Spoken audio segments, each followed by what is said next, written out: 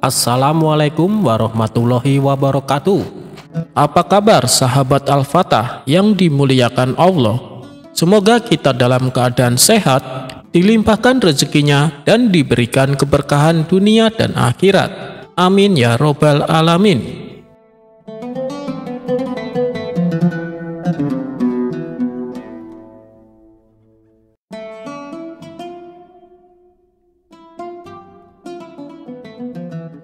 Bulan Ramadan telah berjalan setengahnya.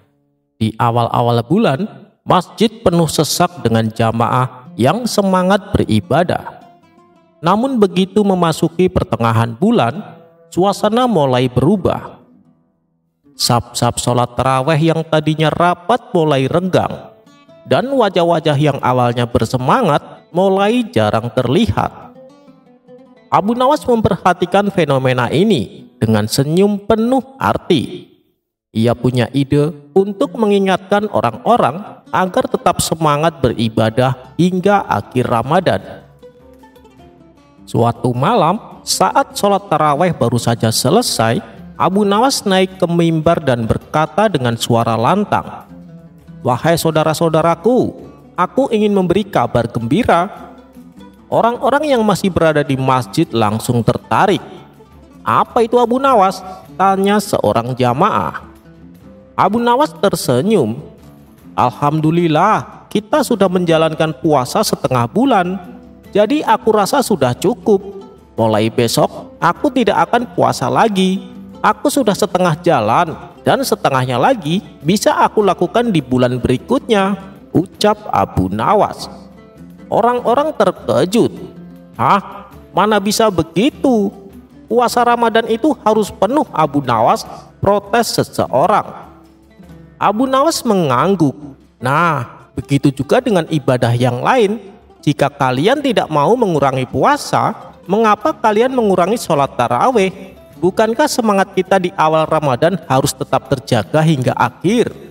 Orang-orang yang mendengar langsung tertunduk malu. Mereka sadar bahwa semangat ibadah mereka mulai menurun.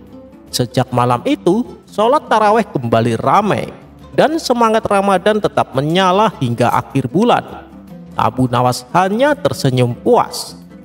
Kadang, sedikit akal-akalan diperlukan agar orang kembali ke jalan yang benar, gumamnya sambil menikmati kurma berbuka puasanya.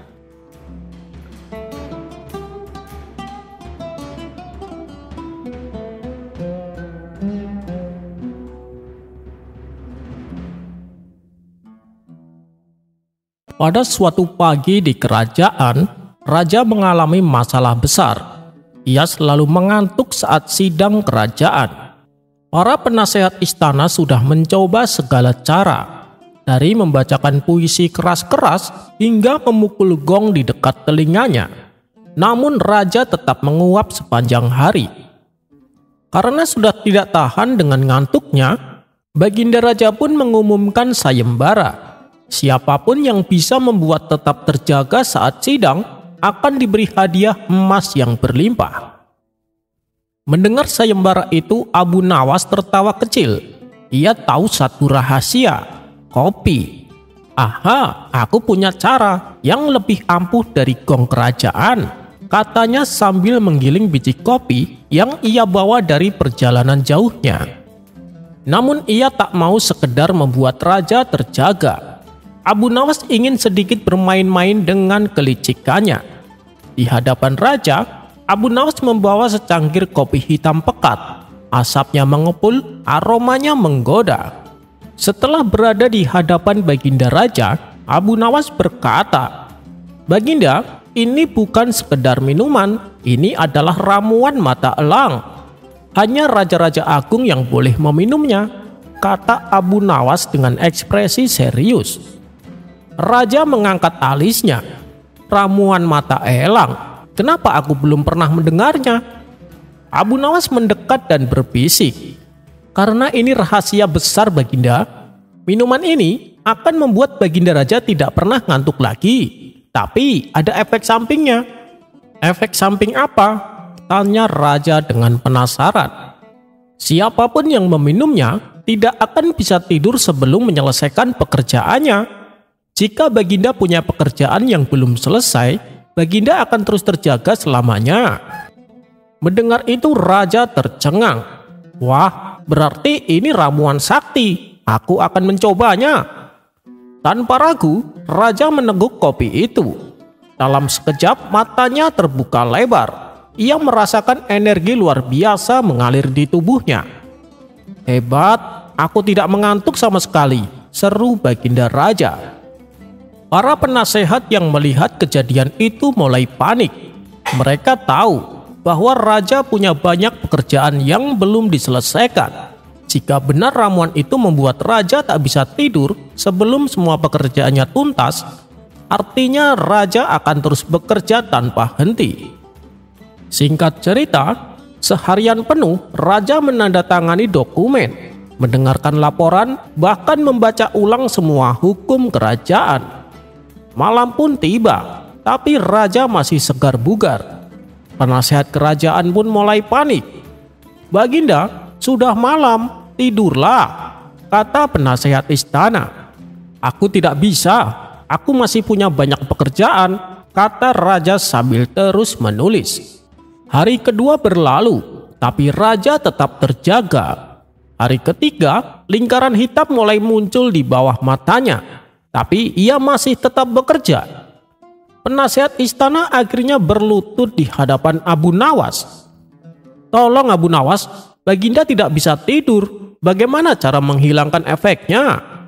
Abu Nawas hanya tertawa. Mudah saja, beri Baginda Raja secangkir susu hangat. Seperti yang dikatakan Abu Nawas, penasehat istana pun memberikannya. Dan dalam waktu 5 menit, raja langsung tertidur pulas. Pada keesokan harinya, raja terbangun dan langsung memanggil Abu Nawas. Katakan padaku, apakah kau menipuku?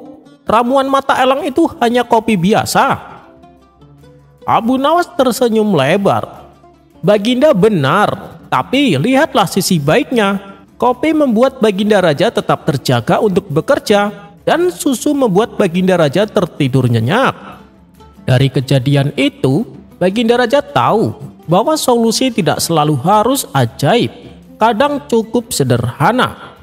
Raja pun terdiam sejenak, lalu tertawa terbahak-bahak. Abu Nawas, kau benar-benar cerdik. Baiklah, aku akan memberimu hadiah emas. Bukan karena ramuan ajaibmu, tapi karena kebijaksanaanmu. Dan sejak hari itu, kopi menjadi minuman wajib di kerajaan.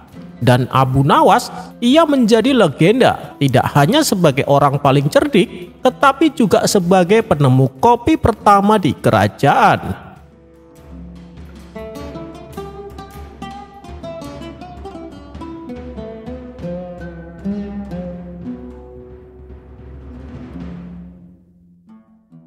Dahulu, ada seorang ulama sufi yang sangat disegani dan dihormati oleh seluruh masyarakat.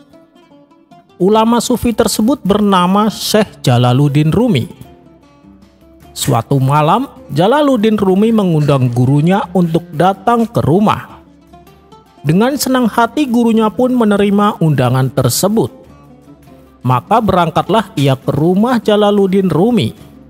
Setibanya di sana, sang guru langsung dipersilahkan masuk. Kemudian Jalaluddin Rumi menyiapkan hidangan istimewa untuk menjamu gurunya. Setelah semua hidangan telah siap disajikan di atas meja, tiba-tiba gurunya berkata, "Apakah kau bisa menyediakan minuman arak untukku?" Tentu saja Jalaluddin Rumi kaget mendengarnya. "Memangnya guru juga minum?" tanyanya. "Iya," jawab gurunya.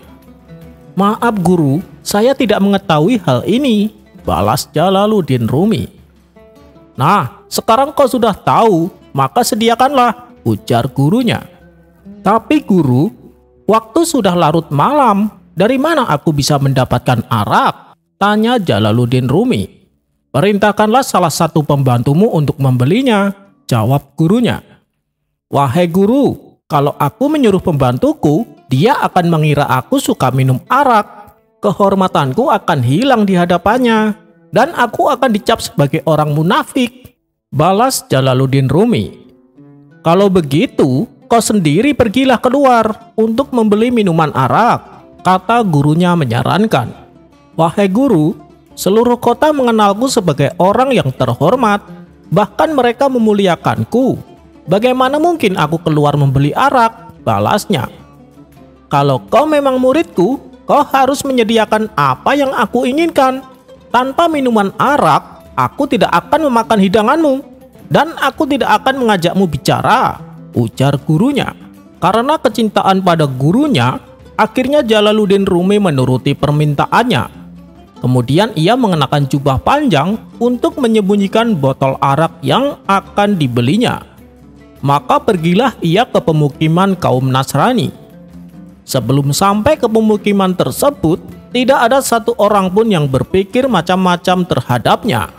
Tapi begitu ia masuk ke pemukiman kaum Nasrani, beberapa warga menjadi terkejut, dan akhirnya mereka mengikutinya dari belakang. Keterkejutan mereka semakin bertambah manakala mereka melihat Jalaluddin Rumi memasuki sebuah kedai penjual arak. Ia terlihat membeli botol arak dan menyembunyikannya di balik jubah. Ia pun kemudian bergegas pergi. Setelah kejadian itu, ia diikuti terus oleh orang-orang yang jumlahnya bertambah banyak. Hingga sampailah ia di depan masjid tempat ia menjadi imam bagi masyarakat kota. Tiba-tiba salah seorang yang mengikutinya berteriak dengan suara lantang, "Wahai para penduduk kota, Syekh Jalaluddin Rumi yang setiap hari jadi imam sholat kalian baru saja pergi ke perkampungan Nasrani dan membeli minuman arak." Orang itu berteriak demikian sambil menyikap jubah yang dikenakan oleh Jalaluddin Rumi. Maka terlihat botol minuman arak yang disembunyikan di balik jubahnya. "Lihatlah botol yang dipegangnya. Itu adalah botol minuman arak. Orang yang mengaku ahli ibadah ini ternyata gemar mabuk-mabukan," teriaknya kembali. Para warga yang menyaksikan itu menjadi marah besar kepadanya. Mereka merasa dibohongi dengan perilaku Jalaluddin Rumi yang dianggap berpenampilan sok alim. Akibatnya masing-masing warga bergantian meludahi muka Jalaluddin Rumi. Bahkan ada yang sampai memukulnya. Melihat Jalaluddin Rumi yang hanya terdiam, orang-orang semakin yakin bahwa selama ini mereka telah ditipu oleh kebohongan Jalaluddin Rumi tentang zuhud dan takwa yang diajarkannya. Di saat itulah gurunya datang dan mencegah para warga yang memukuli Jalaluddin Rumi. "Berhenti kalian! Kalian orang-orang yang tidak tahu malu. Kalian telah menuduh seorang alim dan faqih dengan tuduhan minuman arak. Ketahuilah bahwa yang ada di botol itu adalah cuka untuk bahan masakan," kata gurunya. Namun salah satu warga masih mengelak dan bicara menantang. "Itu bukan cuka, itu arak. Aku lihat dengan mata kepalaku sendiri. Dia membelinya di pemukiman Nasrani," teriaknya. Kemudian, untuk meredam situasi yang semakin memanas, gurunya mengambil botol arak yang sedang dipegang oleh Jalaluddin Rumi. Lalu ia membuka tutup botol dan meneteskan isinya di setiap tangan para warga yang ada di situ. Ketika mereka mencicipinya, ternyata itu memang cuka. Melihat kenyataan ini, para warga pun menyesal dan merasa bersalah. Mereka lalu memukuli kepala mereka sendiri sebagai tanda penyesalan. Mereka juga bersimpuh di kaki Jalaluddin Rumi dan memohon maaf kepadanya. Hingga akhirnya satu persatu warga pelan-pelan pergi dari hadapannya. Setelah semuanya benar-benar telah pergi, Jalaluddin Rumi berkata kepada gurunya, "Wahai guru, kenapa minuman arak tersebut bisa berubah menjadi cuka?" Gurunya menjawab, "Sebelum aku datang ke rumahmu, aku terlebih dulu mendatangi kedai penjual arak. Lalu aku perintahkan kepada si penjual, apabila kau membeli arak, supaya dikasih botol berisi cuka." Kemudian Jalaluddin Rumi berkata, "Wahai guru, malam ini Anda membuatku terjerumus ke dalam masalah besar, sampai aku harus menodai kehormatanku dan mencemarkan nama baikku sendiri di depan umatku. "Sebenarnya apa yang sedang Anda ajarkan kepadaku?" Kemudian gurunya menjawab, "Agar kau mengerti bahwa kehormatan umat dan wibawa yang kau banggakan ini hanyalah hayalan semata. Kau pikir penghormatan orang-orang adalah sesuatu yang abadi. Padahal kau lihat sendiri, hanya karena dugaan satu botol minuman saja, semua penghormatan orang itu langsung sirna. Mereka yang tadinya menghormatimu dan memuliakanmu, kini berbalik justru meludahimu, membukuli kepalamu, dan hampir saja membunuhmu. Inikah penghormatan yang selama ini kau bangga-banggakan dan perjuangkan, yang akhirnya akan lenyap hanya dalam sesaat? Maka mulai hari ini, berhentilah untuk mencari penghormatan dari sesama manusia, dan bersandarlah hanya kepada Allah semata." Setelah mendengar penuturan gurunya, Syekh Jalaluddin Rumi mendapatkan pelajaran yang sangat berharga. Wallahu a'lam bishawab.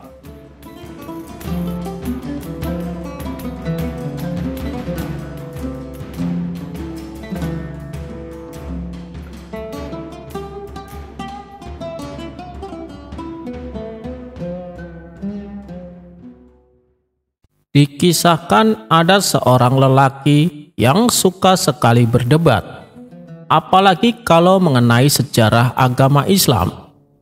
Tapi anehnya, yang didebatkan adalah perkara yang tidak wajar. Misalnya, lebih luas mana neraka atau surga? Tentu saja pertanyaan tersebut membuat para ulama setempat menjadi kalang kabut dan tak bisa menjawab. Hingga pada suatu hari, ketika Abu Nawas berkumpul dengan kawan-kawannya, datanglah si lelaki menghampiri. Dan kedatangannya kali ini untuk menantang Abu Nawas. Sebenarnya Abu Nawas mengagumi keilmuan orang tersebut. Tapi sayang kepintarannya itu bukan untuk syiar agama, melainkan hanya untuk berdebat. Setelah berada di dekat Abu Nawas, lelaki itu membuka percakapan. "Wahai Abu Nawas, benarkah iblis itu punya banyak keturunan?" tanya si lelaki. "Oh iya, itu benar," jawab Abu Nawas. "Apa buktinya?" tanyanya kembali. "Buktinya adalah Al-Quran surat Al-Kahfi ayat 50. Pantaskah kamu menjadikan dia, yaitu iblis dan keturunannya, sebagai pemimpin selain aku?" jawab Abu Nawas. "Lalu bagaimana dengan setan? Apa bedanya dengan iblis?" tanya si lelaki. Beberapa ulama ada yang berpendapat bahwa setan adalah anak-anak iblis, hasil perkawinannya dengan jin kafir, terang Abu Nawas. Lelaki itu melanjutkan pertanyaannya. "Kalau begitu, berarti iblis punya istri. Benarkah demikian?" tanya si lelaki. "Iya, tentu saja," jawab Abu Nawas. "Nah, kalau iblis memang punya istri, siapa namanya?" tanya si lelaki. "Wah, maaf kawan, waktu itu saya tidak diundang ke pernikahannya, jadi saya tidak tahu siapa namanya." Seketika kawan-kawan Abu Nawas yang ikut mendengarkan tertawa terpingkal-pingkal. Abu Nawas pun kembali berkata, "Hei kawan, dari tadi ngapain juga kau selalu bertanya tentang makhluk-makhluk yang terkutuk? Kenapa tidak berbicara tentang yang lain saja? Misalnya, manusia-manusia mulia pilihan Allah, contohnya seperti para nabi." Lelaki itu membalas, "Kalau sejarah para nabi, hampir semuanya aku sudah tahu." Abu Nawas kemudian bertanya, "Apa kau yakin sudah mengetahui semuanya?" "Iya, aku sudah tahu," jawab si lelaki. "Baik, aku akan mengujimu dengan memberi satu pertanyaan. Siapa nama istri Nabi Daud?" kata Abu Nawas gantian bertanya. Mendengar pertanyaan itu, ia pun kaget dan sama sekali tidak terpikirkan olehnya. "Waduh, aku belum tahu siapa namanya. Apa kau tahu?" balas orang itu balik bertanya. "Oh, tentu saja aku tahu," jawab Abu Nawas enteng. "Benarkah? Beritahu aku Abu Nawas, siapa namanya? Agar ilmuku semakin bertambah," pinta orang itu. "Waduh, gimana ya? Ini ilmu yang sangat berharga. Bahkan tidak ada satu ulama pun yang tahu, ujar Abu Nawas. Tolonglah Abu Nawas, beritahu aku siapa namanya, desak si lelaki dengan penuh penasaran. Baiklah, tapi ada syaratnya. Kamu harus membayarku 10 dinar. Bagaimana? Tanya Abu Nawas. Baik, aku setuju. Aku akan membayarmu, kata lelaki itu sambil menyerahkan uangnya. Setelah menerima uang tersebut, Abu Nawas memberitahu kepadanya, dengar dan catat baik-baik, nama istri Nabi Daud adalah Ibu Daud, celetuk Abu Nawas. Sontak orang-orang yang hadir kembali dibuatnya tertawa. Tak puas dengan jawaban Abu Nawas, lelaki itu kembali bertanya, kenapa namanya Ibu Daud? Kau jangan mengarang Abu Nawas. Abu Nawas lalu menjelaskan, ini bukan karangan, tapi kenyataan. Coba kau cermati. Hamid punya istri, disebutnya Ibu Hamid. Hasan punya istri, disebutnya Ibu Hasan. Begitu pula dengan Nabi Daud. Punya istri, tentunya disebutnya sebagai Ibu Daud. Suara tawa pun kembali pecah, yang membuat si lelaki tak sanggup berlama-lama di tempat itu. Kemudian ia memilih untuk meninggalkan mereka.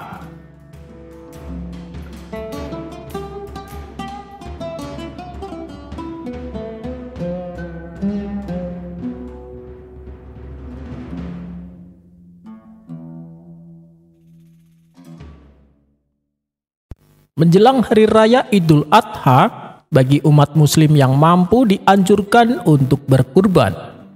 Begitu juga dengan baginda raja.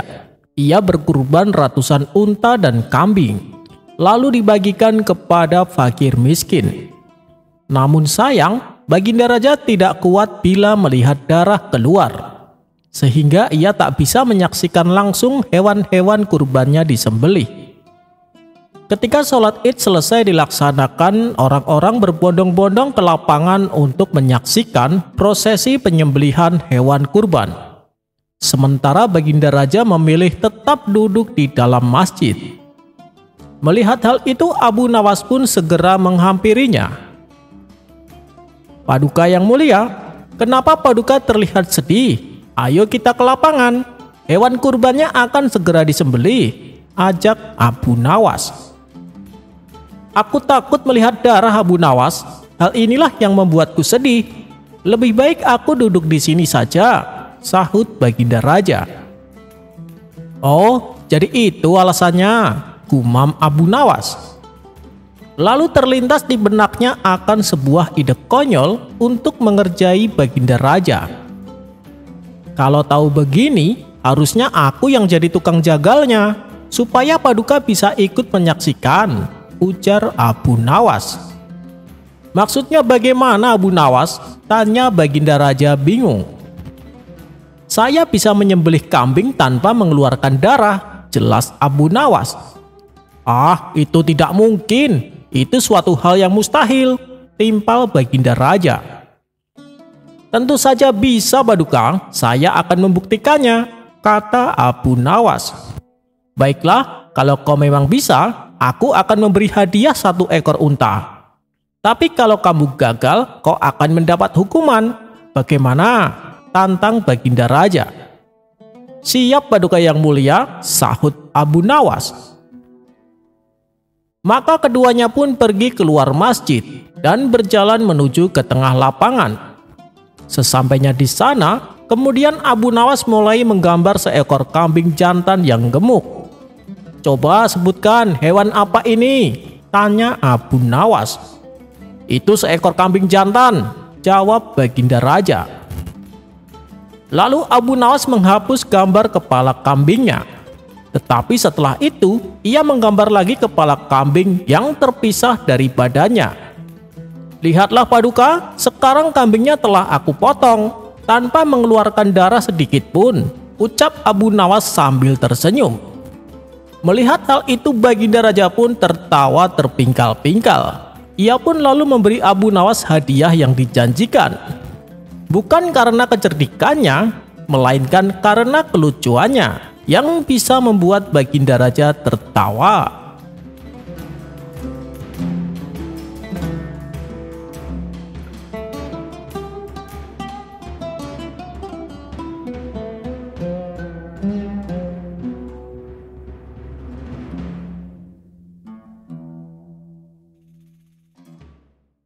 Dikisahkan ada saudagar yang sangat dermawan. Setiap hari ia selalu menyantuni fakir miskin dan anak-anak yatim. Dengan kelebihan inilah kemanapun dia pergi selalu ditemani kerabat serta para tetangga.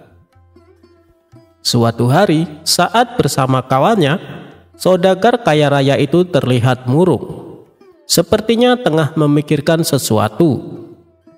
Melihat perilaku yang tidak biasa tersebut, salah seorang teman akhirnya bertanya, "Wahai kawan, apa yang kau pikirkan? Kenapa terlihat sedih?" ujar salah seorang teman kepada saudagar itu. "Selama ini, dimanapun aku berada, aku selalu ditemani orang-orang. Apakah nanti ketika aku meninggal, ada yang mau menemaniku di kuburan?" kata saudagar itu. Mendengar jawaban tersebut, semua kawannya terdiam. Sebab mana mungkin ada yang mau menemani mayat di kuburan. Ternyata kegelisahan saudagar tersebut terus menghampiri sepanjang hari.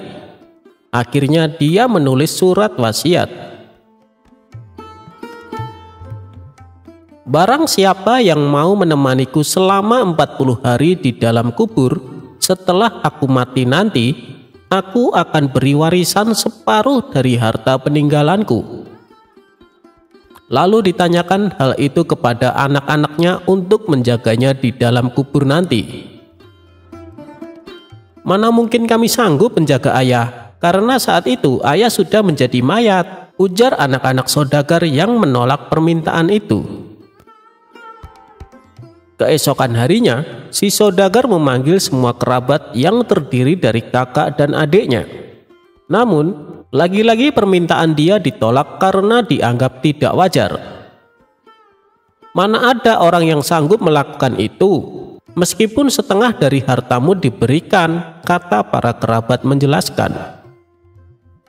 Dengan perasaan sedih, saudagar tersebut memerintahkan ajudannya untuk mengadakan sayembara ke seantero negeri yang berisi, "Barang siapa berani menemani selama 40 hari di dalam kubur saat ia meninggal, maka akan diberi setengah harta dari kekayaannya." Tidak lama dari sayembara itu diumumkan, sang saudagar pun meninggal dunia. Kuburannya dihias megah dengan segala perlengkapan. Di saat bersamaan, Abu Nawas mendengar sayembara itu.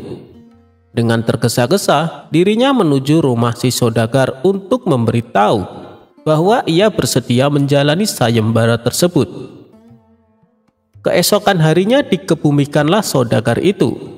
Abu Nawas pun ikut masuk ke liang lahat sambil membawa kapak berharganya yang setiap hari menemani bekerja mencari kayu di hutan. Setelah seluruh pelayat pergi, hanya tersisa Abu Nawas menemani jenazah di liang lahat. Tidak lama kemudian, malaikat Mungkar dan Nakir mendatangi jenazah tersebut. Menyadari siapa yang datang, Abu Nawas pun sedikit menjauh dari mayat saudagar kaya itu. Dalam hati, Abu Nawas berpikir, sudah tiba saatnya mayat itu diinterogasi. Namun, ternyata yang ditanya bukanlah mayat saudagar, tetapi kedua malaikat itu malah menuju ke arahnya. "Apa yang kau lakukan di sini?" ujar malaikat Mungkar dan Nakir. "Aku sedang menemani mayat ini selama 40 hari untuk mendapatkan setengah harta warisannya," jawab Abu Nawas. "Apa saja harta yang kau miliki?" tanya kedua malaikat lagi. "Hartaku hanya kapak ini," jawab Abu Nawas. Ternyata kedua malaikat itu terus bertanya, sampai pada pertanyaan, "Di mana kau mendapatkannya?" "Aku membelinya," jelas Abu Nawas. Dari sanalah setiap hari Abu Nawas ditanya seputar kapak dan pekerjaannya. Di hari ke-40, kedua malaikat itu datang kembali dan bertanya seputar kapak itu lagi. Sebelum Abu Nawas menjawab, Abu Nawas membuka pintu kubur itu dan langsung lari keluar. Di luar ternyata sudah ada kerabat saudagar tersebut. Abu Nawas yang berlari sambil berteriak pun berkata, "Kalian ambil saja semua harta warisannya, karena aku sudah tidak menginginkannya lagi." Mereka semua heran atas sikap Abu Nawas. Sesampainya di rumah, Abu Nawas bercerita kepada istrinya, "Aku sudah tidak menginginkan harta warisan dari mayat itu." "Loh, kenapa kau tolak? Padahal kau sudah menyelesaikan tugas dan itu menjadi hakmu," ujar sang istri. Abu Nawas pun menceritakan pengalamannya di dalam kubur bertemu malaikat mungkar dan nangkir yang terus bertanya seputar kapaknya selama 40 hari. Padahal itu harta satu-satunya. Bagaimana kalau dia memiliki harta banyak? Berapa pertanyaan nantinya? Istrinya pun hanya bisa geleng-geleng mendengar cerita Abu Nawas.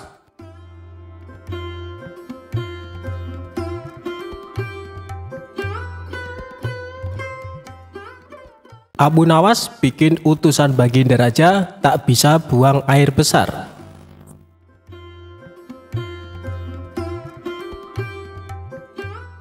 Sudah beberapa hari sosok Abu Nawas tidak hadir di istana. Hal tersebut kemudian membuat Baginda Raja sangat gundah. Baginda Raja ingin sosok Abu Nawas hadir untuk menghibur hati sang raja. Bukan tanpa usaha, Baginda Raja sudah beberapa kali memanggil Abu Nawas lewat para utusannya. Namun Abu Nawas belum juga menampakkan diri. Setelah lama berpikir mencari cara agar Abu Nawas mau datang ke istana, Baginda Raja akhirnya menemukan ide yang bisa membuat Abu Nawas bisa hadir di istana. Raja kemudian memanggil 3 orang prajurit dan menyuruh mereka pergi ke rumah Abu Nawas agar buang air besar di tempat tidurnya. "Pengawal, pergilah ke rumah Abu Nawas dan beraklah di tempat tidurnya. Dan kalau kalian berhasil, maka masing-masing akan aku berikan uang 1000 dirham, ujar Baginda Raja. Tanpa pikir panjang, ketiga utusan Baginda Raja tersebut langsung menerima perintah sang raja. "Daulat Paduka," jawab ketiga prajurit tersebut secara bersamaan. Mereka pun langsung berangkat menuju rumah Abu Nawas sesuai perintah Baginda Raja. Sementara itu, duduk di sebelah raja ada Ki Patih yang mendengar obrolan rajanya dengan ketiga prajurit tersebut. Ki Patih yang mendengar raja memberikan tugas kepada 3 prajurit tersebut pun memberanikan diri untuk bertanya kepada sang raja.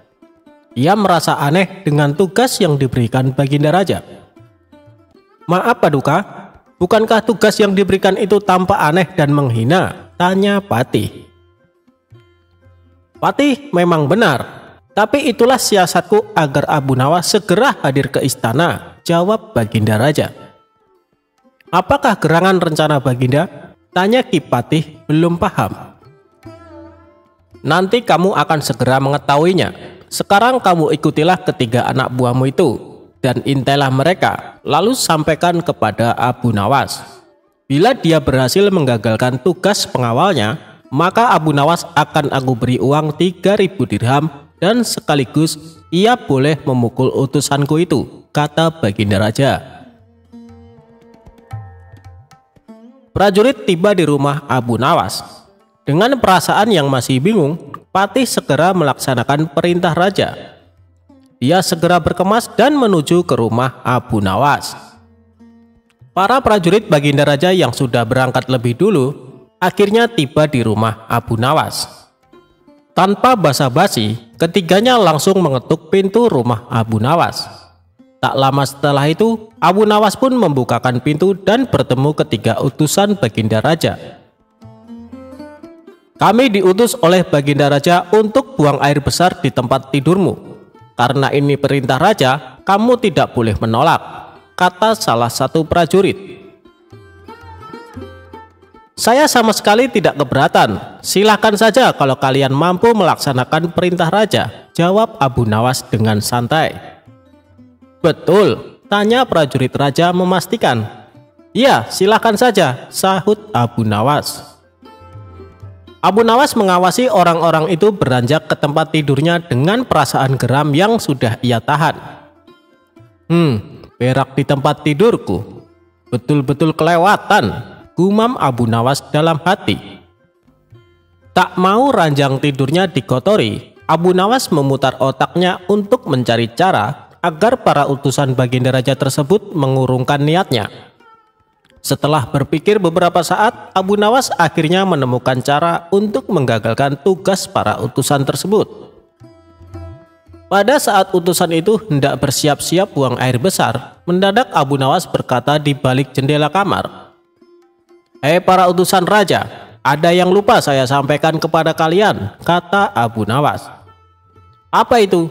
tanya salah satu utusan raja. "Saya ingatkan supaya kalian jangan melebihi perintah baginda raja.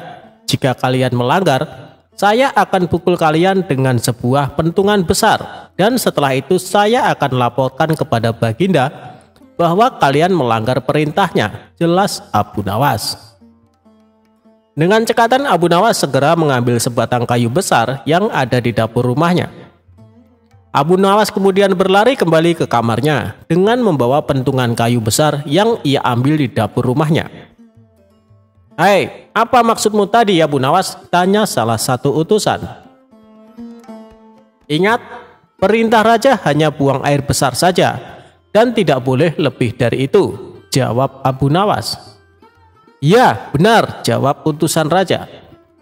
"Aku ulangi lagi, hanya buang air besar saja, tidak boleh lebih. Ingat, tidak boleh kencing, tidak boleh buka celana, tidak boleh cebok, hanya buang air besar saja," tegas Abu Nawas. "Mana mungkin, itu tidak mungkin, kami juga harus buka celana dan kencing," jawab salah satu utusan. "Aku akan pukul kalian sekeras-kerasnya jika kalian melanggar perintah raja," sahut Abu Nawas. Ketiga utusan baginda raja tersebut hanya bisa saling pandang kebingungan dengan ucapan Abu Nawas. Di tengah kebingungan tersebut, tiba-tiba ada suara memanggil Abu Nawas. Rupanya suara tersebut datang dari Kipatih yang memang diutus baginda raja untuk mengawasi ketiga utusannya. Melihat keberadaan Kipatih, Abu Nawas dan ketiga utusan raja segera berkumpul untuk menemui suara tersebut. "Aku sudah mendengar perdebatan kalian. Baginda raja memang memerintahkan para utusan untuk berak di tempat tidurmu. Jika 3 orang ini sanggup, mereka masing-masing akan mendapatkan 1000 dirham. Jika mereka gagal, maka mereka boleh engkau pukul sesuka hatimu," kata Kipatih. "Oh, begitu. Lalu hadiah dari baginda untukku berapa, tuanku?" tanya Abu Nawas.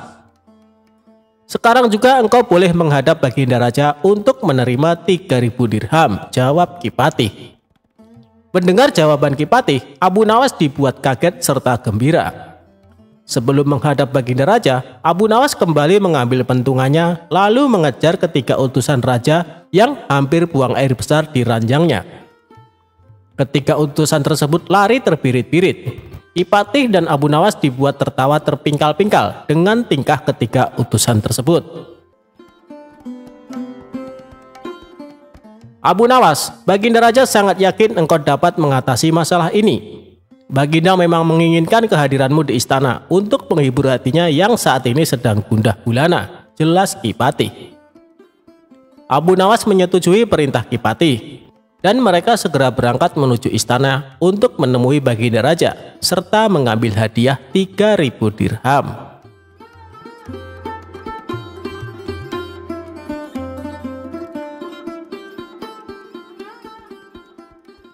Abu Jahal pukuli para sufi supaya berubah jadi emas.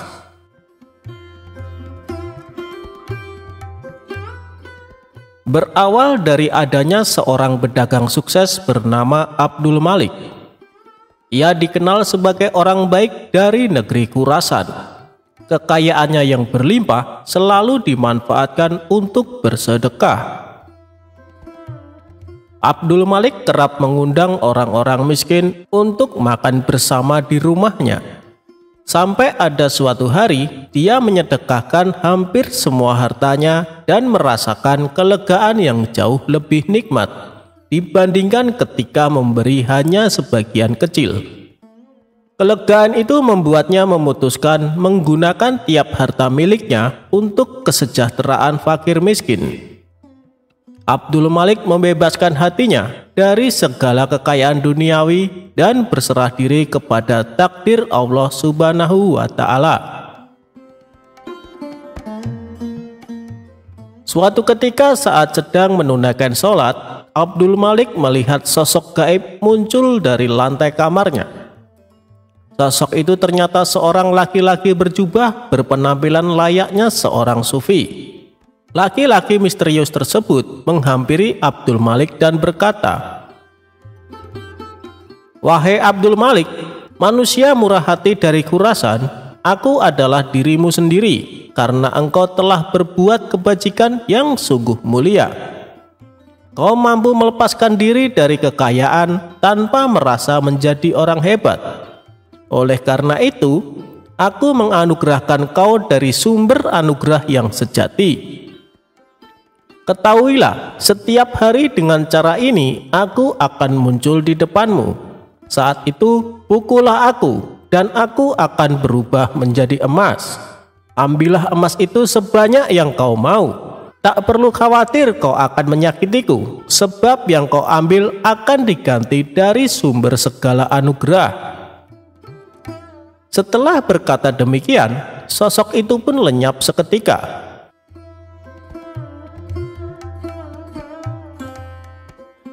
Keesokan harinya, Abdul Malik kedatangan tamu seorang kawan bernama Abu Jahal. Saat mereka berdua sedang asik berbincang-bincang, tidak lama kemudian sosok misterius kemarin yang berpenampilan sufi kembali muncul di hadapan Abdul Malik. Abdul Malik pun segera memukulnya dengan tongkat.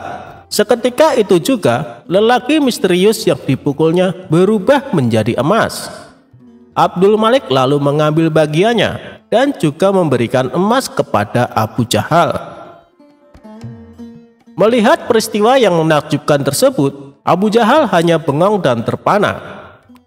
"Sungguh luar biasa," gumamnya.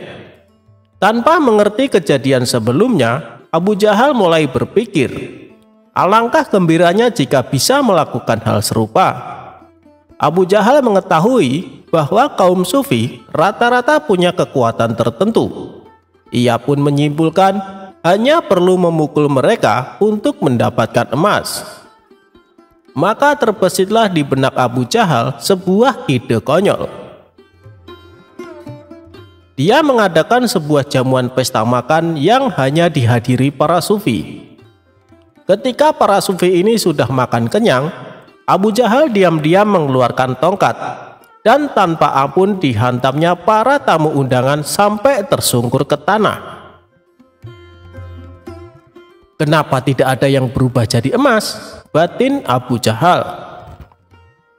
Dikarenakan masih penasaran, Abu Jahal kembali memukuli mereka dengan tongkat.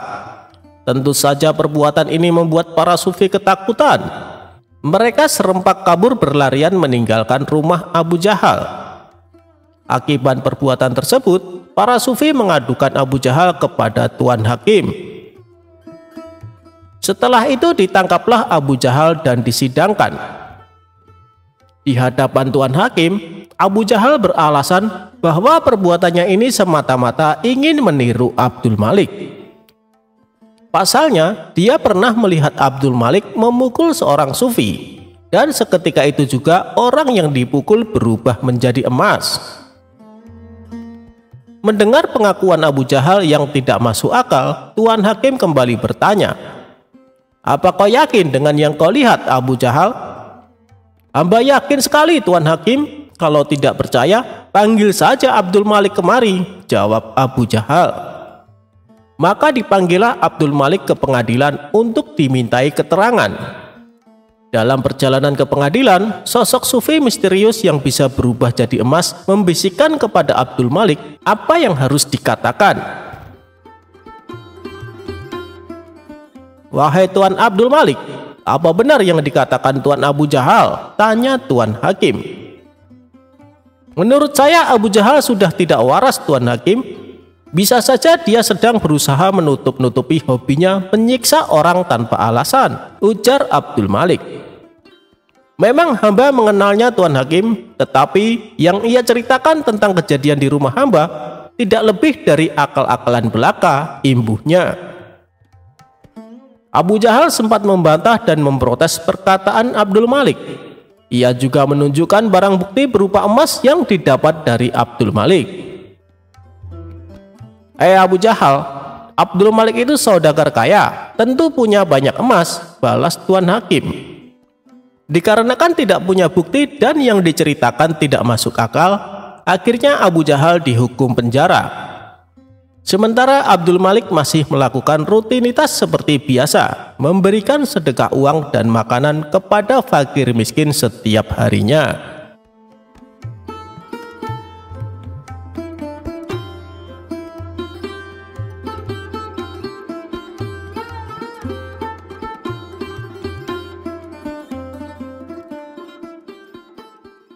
Abu Nawas menitipkan emas kepada perampok. Dikisahkan ada seorang ketua perampok yang terkenal sadis dan kejam.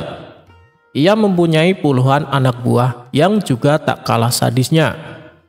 Mereka melakukan aksinya di tengah gurun pasir yang gersang jauh dari pemukiman penduduk. Bagi siapa saja yang melewati daerah kekuasaannya, maka akan bernasib sial, terutama rombongan kabilah yang membawa barang dagangan. Apabila ada yang berani menolak atau melawan saat dirampok, gerombolan perampok tersebut tak segan-segan untuk membunuhnya.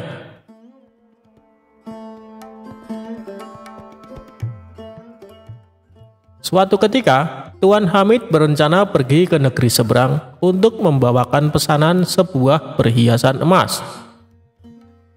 Namun Tuan Hamid ragu untuk melakukannya, sebab ia harus melewati gurun pasir yang merupakan kawasan komplotan perampok sadis tersebut. Ia pun bingung dengan situasi yang dialaminya, sementara ia juga harus mengirimkan emas pesanannya secepatnya.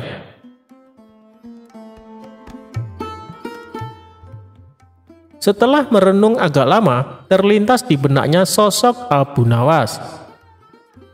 "Semoga saja dia bisa membantuku," pikir Tuan Hamid. Ia pun lantas pergi menemui Abu Nawas. Sesampainya di rumah Abu Nawas, Tuan Hamid lalu mengungkapkan permasalahannya. "Wahai Abu Nawas, saya bingung dengan situasi yang sedang aku alami.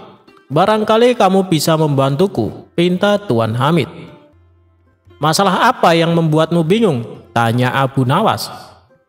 "Begini Abu Nawas, besok aku harus mengirimkan perhiasan emas ke negeri seberang.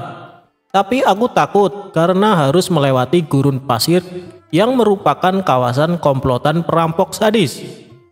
Karena yang aku dengar, siapapun yang melewati daerah itu pasti hartanya dirampok sampai ludes. Kalau menolak akan dibunuh," ujar Tuan Hamid. "Menurutmu apa yang harus aku lakukan?" tanya Tuan Hamid.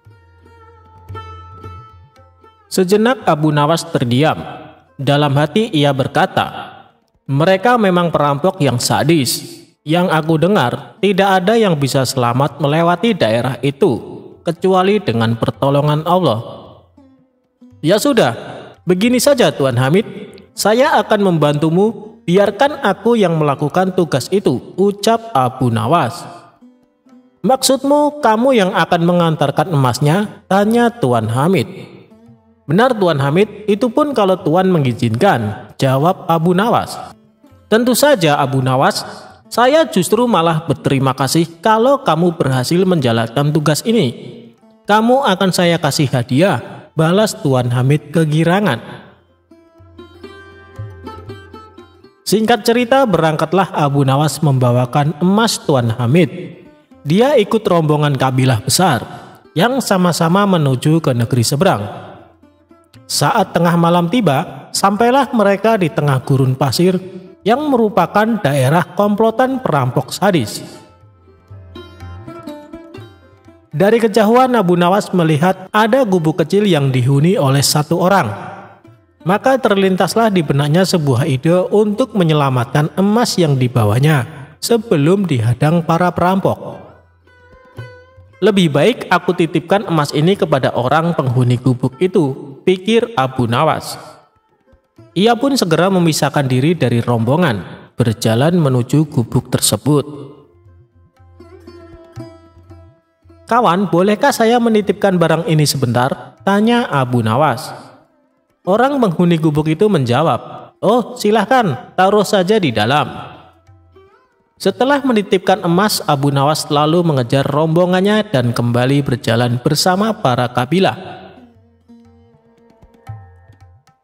Tidak lama kemudian, tiba-tiba komplotan perampok muncul menghadang dengan pedang terhunus di tangannya. "Serahkan semua barang-barang kalian, jangan ada yang tersisa.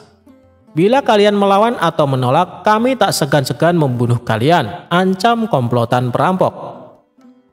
Rombongan kabilah ini pun terpaksa memberikan semua hartanya karena ketakutan akan dibunuh. Sedangkan Abu Nawas yang tak membawa apapun hanya digeledah dan luput dari aksi perampokan.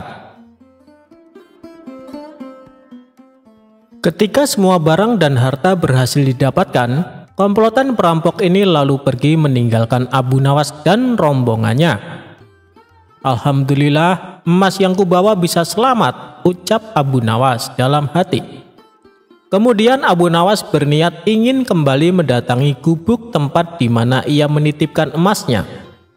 Setibanya di sana, terlihat komplotan perampok yang tadi beraksi berada di gubuk yang akan ia datangi.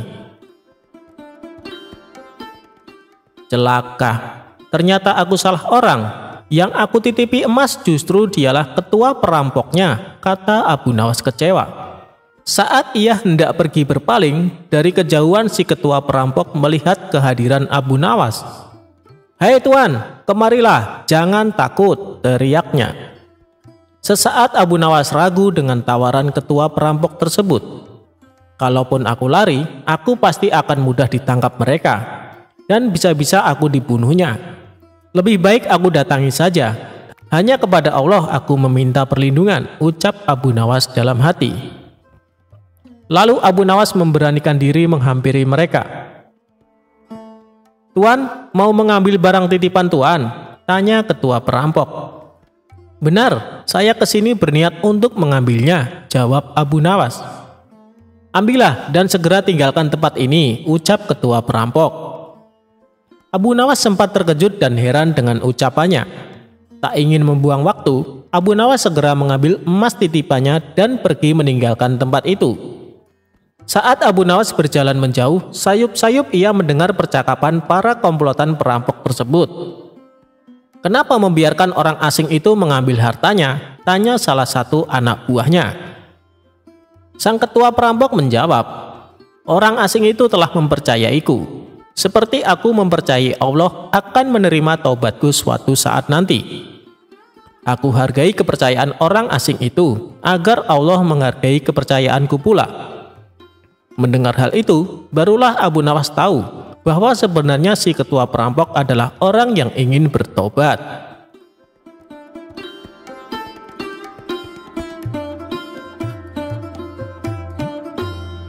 Alasan air laut rasanya asin. Suatu hari Baginda Raja merasa suntuk. Dia ingin keluar istana untuk menghilangkan rasa jenuhnya. Dia juga tidak ingin sendirian jalan-jalan. Karenanya, Raja meminta pengawalnya memanggil Abu Nawas. Singkat cerita, Abu Nawas dan Baginda Raja memulai perjalanannya. Saat dalam perjalanan, Abu Nawas selalu bercerita yang membuat Baginda Raja terhibur. Ketika melintasi di tepi pantai, mereka berdua berhenti sejenak untuk beristirahat. Baginda Raja lalu membasuh muka dan tangannya dengan air laut. Langsung terbesit dalam benaknya akan sebuah pertanyaan. "Abu Nawas, menurutmu kenapa air laut itu asin?" tanya Baginda Raja. Mendengar pertanyaan dari rajanya, Abu Nawas pun menjawab, "Karena air laut tidak mengalir kemana-mana Paduka, ia senantiasa di tempatnya. Nah, untuk mencegah air laut itu tidak busuk, para leluhur kita dulu memberinya garam. Itulah sebab air laut menjadi asin," jawab Abu Nawas. Mendengar penjelasan itu, Baginda Raja tertawa terpingkal-pingkal. Perjalanan mereka berdua pun akhirnya dilanjutkan. Tidak beberapa lama dari kejauhan, mereka berdua melihat sebuah benda berkilauan. "Benda apa itu Abu Nawas? Ayo kita ke sana," ajak Baginda Raja. Abu Nawas bergegas melangkah mendahului Baginda Raja. Setelah benda itu diambil oleh Abu Nawas, ternyata hanya sebuah cermin. Abu Nawas pun segera membuangnya. Melihat hal itu, Baginda Raja terkejut. "Kenapa dibuang Abu Nawas? Memangnya itu benda apa?" tanya Baginda Raja. "Benda yang sangat jelek Paduka, wajar saja kalau si pemilik membuangnya," jawab Abu Nawas. "Tapi benda itu terlihat berkilau dari jauh," ujar Baginda Raja. "Kalau Paduka tidak percaya, ambil saja sendiri," balas Abu Nawas. Karena penasaran, Baginda Raja segera memungut benda itu. Setelah diamati, ternyata itu hanyalah sebuah cermin. Baginda Raja lalu berkata, "Ini kan cermin Abu Nawas, kenapa kau bilang kalau benda ini sangat jelek?" tanya Baginda Raja. "Coba perhatikan baik-baik, pasti Paduka akan menemukan kejelekannya," ujar Abu Nawas. Baginda Raja kembali mengamati cermin tersebut. Di situ Baginda Raja tidak menemukan kejelekan. Yang ada hanya wajahnya sendiri di dalam cermin. "Nah, itu sudah tampak jeleknya. Ayo, lekas dibuang saja bendanya Paduka," ucap Abu Nawas. Baginda Raja mulai memahami ucapan Abu Nawas. "Kurang ajar kamu Abu Nawas," balasnya sambil tertawa.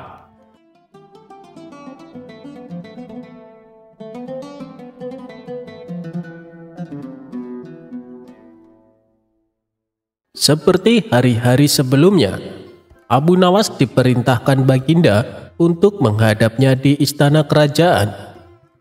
Namun kali ini dengan suasana yang berbeda. Abu Nawas dipanggil pada malam hari yang sangat dingin.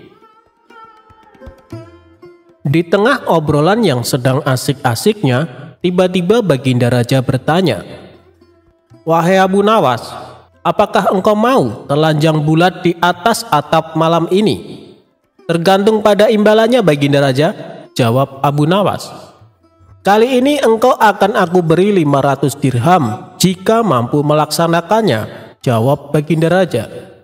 Karena melihat imbalan yang begitu besar, tanpa berpikir panjang, Abu Nawas segera melepas bajunya. Sesudah bajunya dilepas, selanjutnya Abu Nawas naik menuju atas atap dan duduk seperti yang diperintahkan Baginda Raja. Tentu saja Abu Nawas merasakan rasa dingin yang sangat menusuk kulit. Hingga malam menjelang subuh, Abu Nawas baru turun ke bawah. "Mohon ampun Baginda Raja, mana hadiah yang Baginda janjikan kepadaku?" tanya Abu Nawas. "Oh, itu.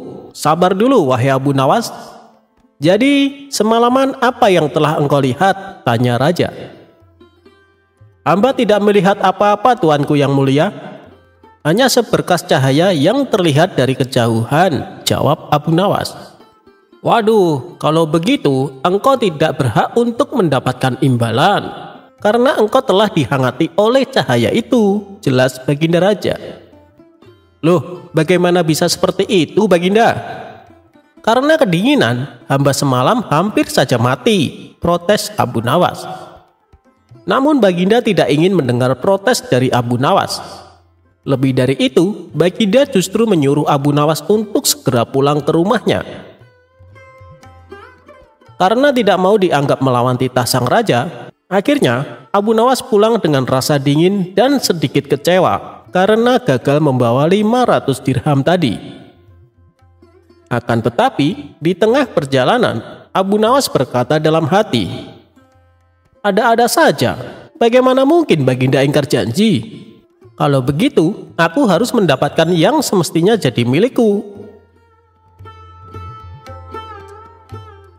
Selang beberapa hari kemudian, Abu Nawas mengundang Baginda Raja untuk jamuan makan bersama di rumahnya. Baginda pun menerima undangan tersebut. Keesokan paginya, Abu Nawas sudah tiba di istana dengan tujuan ingin menjemput Baginda bersama dengan rombongan kerajaan. Akan tetapi di tengah perjalanan, Abu Nawas meminta izin kepada Baginda untuk mendahului mereka dengan alasan ada hal yang harus dikerjakan, terutama akan menyiapkan hal penyambutan meriah kepada Baginda dan pejabat kerajaan. Hingga beberapa saat kemudian, Abu Nawas sudah berada di tempat acara. Di situ Abu Nawas rupanya menyuruh murid-muridnya agar mempersiapkan segala sesuatu untuk menyambut Baginda. Tak lama setelah itu, Baginda Raja beserta para rombongan datang. Abu Nawas mulai bercerita macam-macam dengan tujuan agar Baginda Raja menjadi senang. Namun karena keasikan ngobrol, Baginda Raja terlihat memegangi perut pertanda rasa lapar sudah menjalar di tubuh sang raja. "Wahai Abu Nawas, mana makanannya?" tanya Baginda Raja. "Mohon ampun Baginda, harap bersabar sedikit karena apinya lamban sekali panasnya. Padahal sejak dari tadi pagi sudah dinyalakan," jawab Abu Nawas. "Api jenis apa itu? Kok lamban sekali panasnya? Coba antar aku ke dapur," tanya Baginda Raja. Setibanya di dapur, Baginda Raja merasa heran karena ada api namun tidak ada terlihat makanan yang sedang dimasak. "Wahai Abu Nawas, mana makanannya?" tanya Baginda kembali. "Itu Baginda yang mulia, ada di atas pohon," jawab Abu Nawas sambil menunjuk pohon tersebut. "Wah, pantas saja. Bagaimana mungkin bisa matang kalau yang dimasak di atas sana, sedangkan apinya ada di bawah? Itu terlalu jauh jaraknya," kata Baginda Raja merasa heran. "Ini sama saja Baginda dengan kasusku beberapa hari lalu. Bagaimana tubuhku ini bisa dihangatkan oleh cahaya yang berada di kejauhan?" jelas Abu Nawas. Mendengar penjelasan Abu Nawas membuat Baginda Raja tertawa lebar.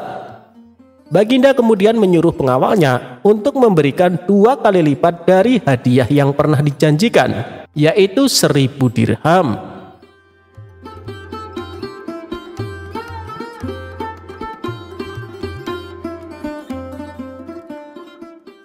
Abu Nawas membajak sawah dari dalam penjara.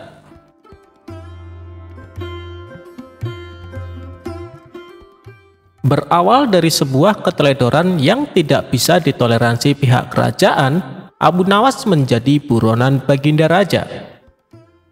Dia pun mengerahkan prajuritnya untuk menangkap Abu Nawas di rumahnya. Tibalah prajurit istana di rumah Abu Nawas. Mereka melihat Abu Nawas dan istrinya sedang mencangkul di ladang yang akan ditanami kentang. Baru mencangkul beberapa meter saja, tanpa ampun para prajurit menggelandang Abu Nawas ke penjara istana. Abu Nawas sedih karena ladangnya belum selesai dicangkul. Ditambah, sang istri tidak mungkin kuat mencangkul sendirian. Di dalam penjara, Abu Nawas berpikir keras agar istrinya tetap bisa menanam kentang. Kalau tidak, musim tumbuhnya kentang akan berlalu begitu saja. Kemudian, ia memanggil seorang penjaga penjara. "Wahai penjaga, saya ingin menulis surat rahasia untuk istriku di rumah tentang sesuatu yang sangat penting," kata Abu Nawas yang menyampaikan bahwa suratnya itu tidak boleh dibaca oleh siapapun. Si penjaga penjara tersebut langsung melaporkan keinginan Abu Nawas kepada Baginda Raja. Baginda Raja menyetujuinya. Penjaga penjara langsung mengambilkan kertas dan pena untuk Abu Nawas. Abu Nawas menulis dalam suratnya, "Wahai istriku, janganlah engkau sekali-sekali menggali ladang kita, karena aku menyembunyikan harta karun dan senjata di situ. Tolong jangan bercerita kepada siapapun." Tentu saja Baginda Raja penasaran, lalu membaca surat rahasia Abu Nawas untuk istrinya. Setelah mengetahui isi surat tersebut, Raja mengirim banyak prajurit untuk menggali ladang Abu Nawas. Istri Abu Nawas kaget. Prajurit kerajaan ramai-ramai menggali ladangnya.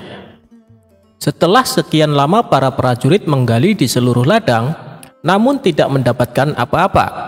Justru pekerjaan mencangkul ladang yang selama ini di hadapan Abu Nawas dan istrinya kini sudah selesai dan bisa ditanami kentang. Abu Nawas kembali menyurati istrinya, "Istriku, sekarang engkau bisa menanam kentang tanpa harus menggali tanah."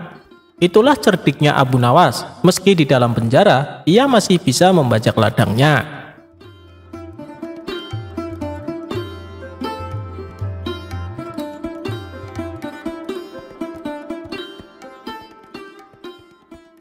Hadiah dari Abu Nawas untuk hakim yang curang.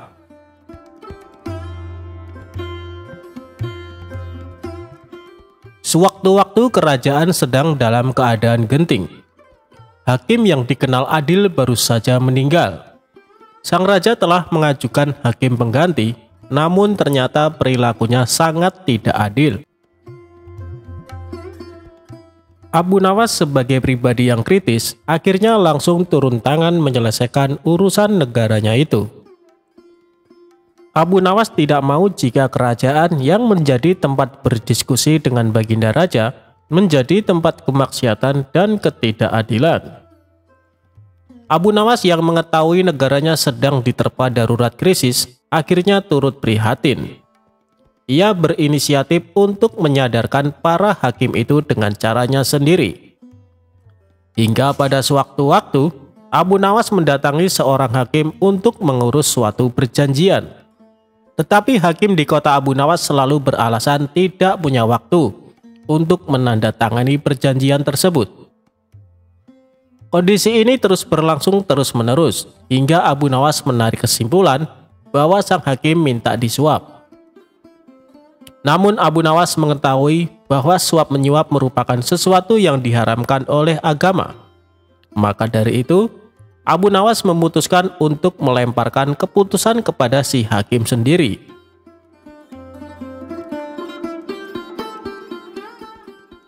Abu Nawas kemudian menyiapkan sebuah gentong. Gentong tersebut diisi dengan kotoran sapi hingga hampir penuh. Kemudian di atas gentong tersebut diolesi mentega. Tak menunggu waktu lama, gentong itu segera dibawa ke hadapan sang hakim. Namun saat Abu Nawas menghampirinya, sesuatu yang aneh terjadi. Tiba-tiba saja kesibukan sang hakim langsung hilang dan memiliki waktu untuk menuliskan tanda tangannya pada surat perjanjian Abu Nawas. "Wahai Tuan Hakim, apakah boleh saya memberi gentong mentega itu sebagai ganti tanda tangan Tuan?" tanya Abu Nawas mengelabui. Sang hakim menjawab sambil mengamati gentong itu. "Ah, engkau jangan terlalu dalam memikirkannya," kata si hakim dengan sedikit tersenyum. Tak lama setelah itu, hakim tersebut lantas mencolek sedikit mentega dengan ujung jarinya lalu mencicipi. "Wah, enak sekali mentega ini," kata sang hakim. "Memang betul Tuan, sesuai dengan ucapan Tuan. Jangan terlalu dalam mencolek menteganya," jawab Abu Nawas. Abu Nawas kemudian segera meninggalkan kantor sang hakim setelah mendapatkan tanda tangan si hakim. Beberapa saat setelah itu, sang hakim pulang dengan hati yang riang gembira karena mendapat satu gentong berisikan mentega itu. Setibanya di rumah, sang hakim memanggil istri dan anak-anaknya untuk makan bersama. Pada mulanya mereka sekeluarga sangat menikmati mentega itu. Tetapi begitu lapisan mentega itu habis, mereka mulai memakan kotoran sapi. "Aduh, apa ini? Baunya kok sangat busuk seperti kotoran hewan," kata hakim. Hakim lantas teringat perkataan Abu Nawas. Setelah berpikir panjang, ia baru sadar bahwa semua itu adalah ulah si Abu Nawas yang ingin menyadarkannya untuk meninggalkan praktek suap menyuap. Tampaknya ia merasa bersalah atas sikapnya selama ini. Hingga keesokan harinya, ia mendatangi rumah Abu Nawas dan meminta maaf atas kekilapannya selama ini.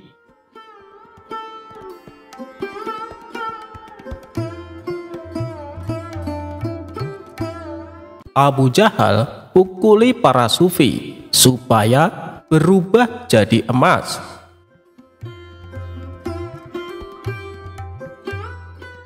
Berawal dari adanya seorang pedagang sukses bernama Abdul Malik. Ia dikenal sebagai orang baik dari negeri Khurasan. Kekayaannya yang berlimpah selalu dimanfaatkan untuk bersedekah. Abdul Malik kerap mengundang orang-orang miskin untuk makan bersama di rumahnya. Sampai ada suatu hari, dia menyedekahkan hampir semua hartanya dan merasakan kelegaan yang jauh lebih nikmat dibandingkan ketika memberi hanya sebagian kecil. Kelegaan itu membuatnya memutuskan menggunakan tiap harta miliknya untuk kesejahteraan fakir miskin.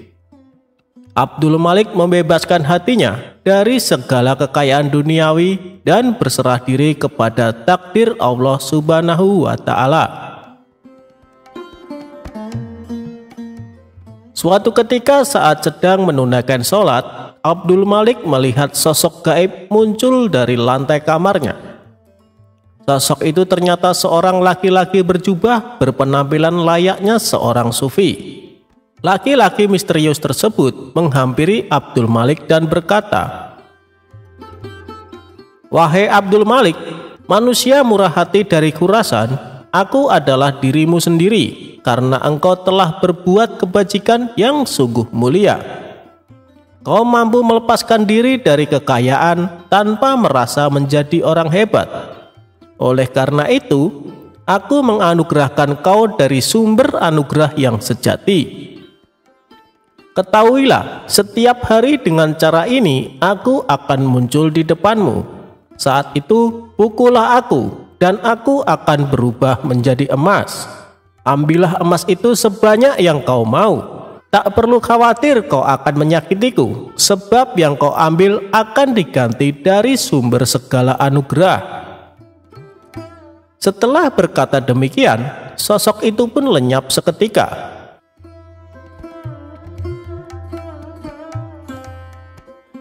Keesokan harinya, Abdul Malik kedatangan tamu seorang kawan bernama Abu Jahal. Saat mereka berdua sedang asik berbincang-bincang, tidak lama kemudian sosok misterius kemarin yang berpenampilan sufi kembali muncul di hadapan Abdul Malik.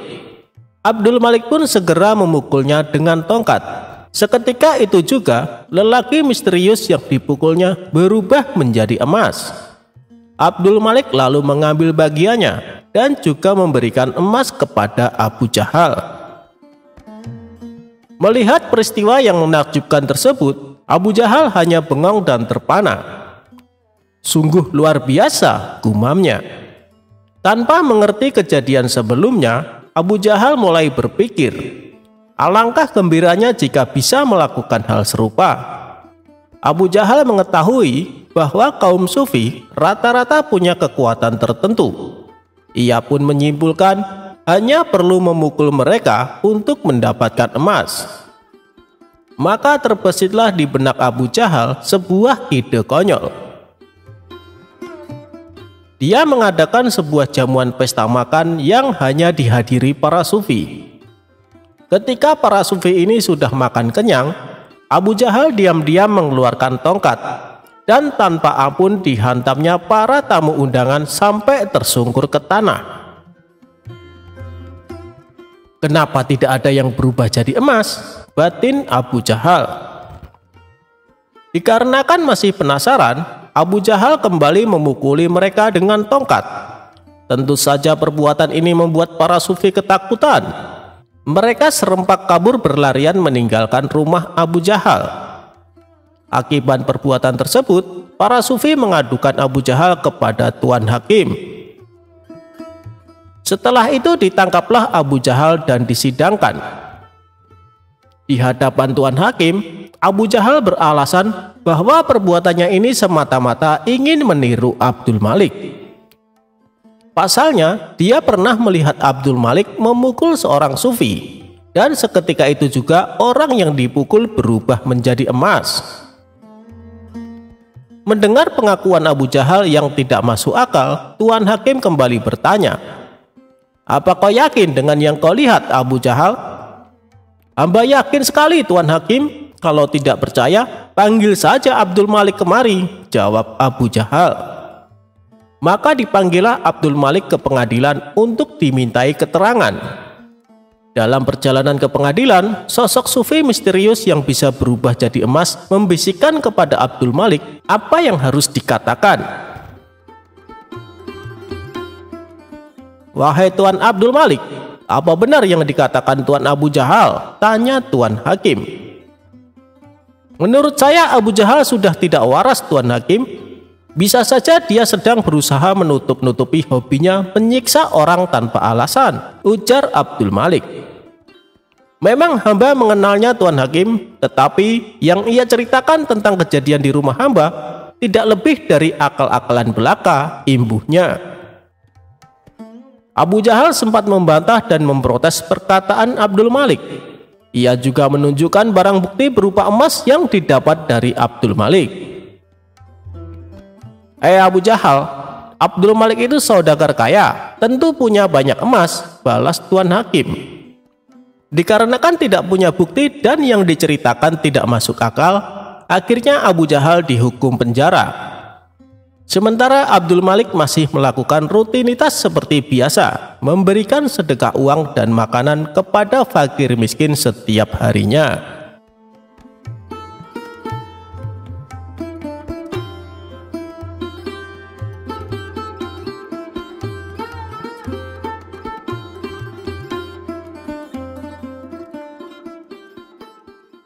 Ajaran Abu Nawas, cukup berserah diri, rezeki akan mendatangimu.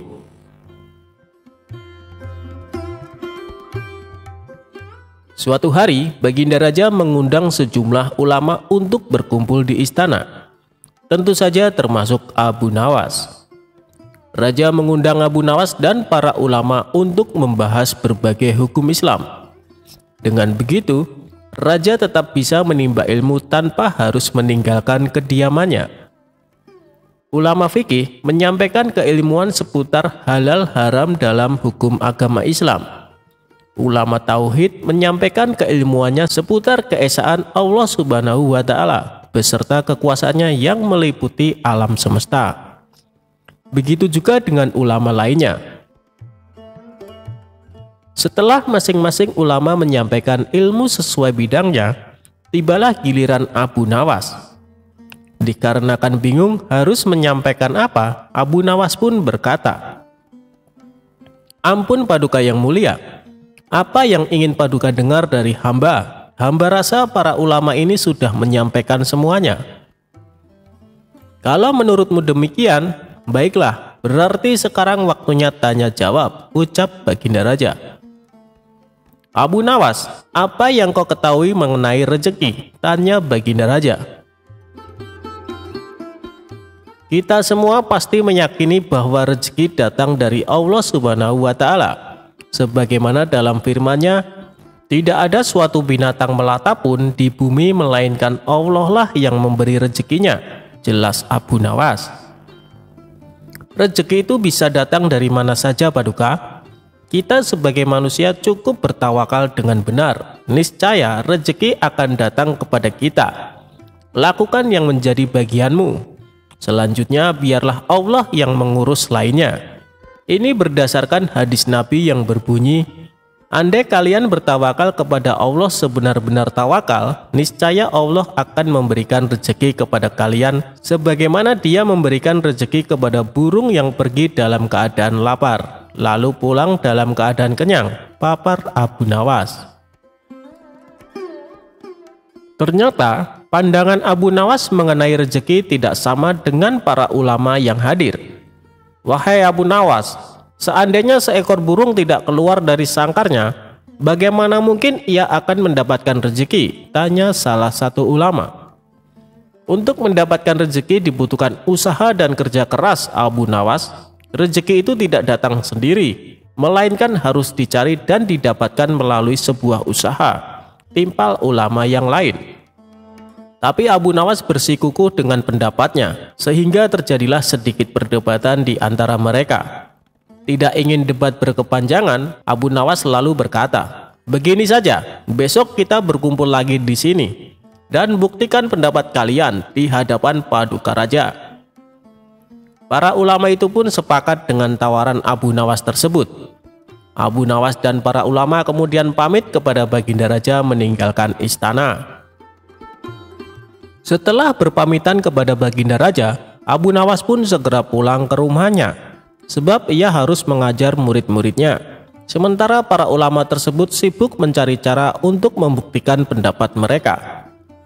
Sampai pada akhirnya saat berjalan pulang menyusuri sebuah desa, para ulama melihat penduduk setempat sedang panen buah kurma. Kemudian terbesitlah niatnya untuk membantu warga tersebut. Setelah selesai dengan pekerjaannya, para ulama ini mendapat imbalan beberapa ikat buah kurma dari warga setempat. Mereka senang bukan main. Para ulama itu senang bukan karena mendapatkan kurma, tetapi memiliki alasan untuk menyampaikan kepada Abu Nawas dan Baginda Raja bahwa pendapat mereka soal rezeki adalah benar. Kita mendapatkan buah kurma karena berusaha dan bekerja, sedangkan Abu Nawas hanya diam di rumah. Mana mungkin dia mendapatkan kurma? Ini menunjukkan bahwa rezeki bisa didapat bila mencarinya dan bekerja. Jadi pendapat kita sudah benar. Besok kita bawa ini sebagai buktinya. Kita tunjukkan kepada Abu Nawas dan Baginda Raja, kata salah satu ulama kepada kawannya. Maka pada keesokan harinya para ulama ini datang ke istana. Sesampainya di sana, ternyata sudah ada Abu Nawas duduk di hadapan Baginda Raja. Melihat para ulama sudah datang, Baginda Raja segera menyambutnya. "Kemarilah, silakan duduk tuan-tuan," sambut Baginda Raja. Mereka lalu duduk bersebelahan dengan Abu Nawas. Salah satu ulama kemudian berkata, "Ampun Paduka yang mulia, sesuai dengan janji kami membawakan bukti atas pendapat kami. Kami rasa pendapat Abu Nawas kurang tepat. Justru pendapat kamilah yang lebih tepat." Mendengar hal itu, Baginda Raja pun bertanya, "Bukti apa yang kalian bawa?"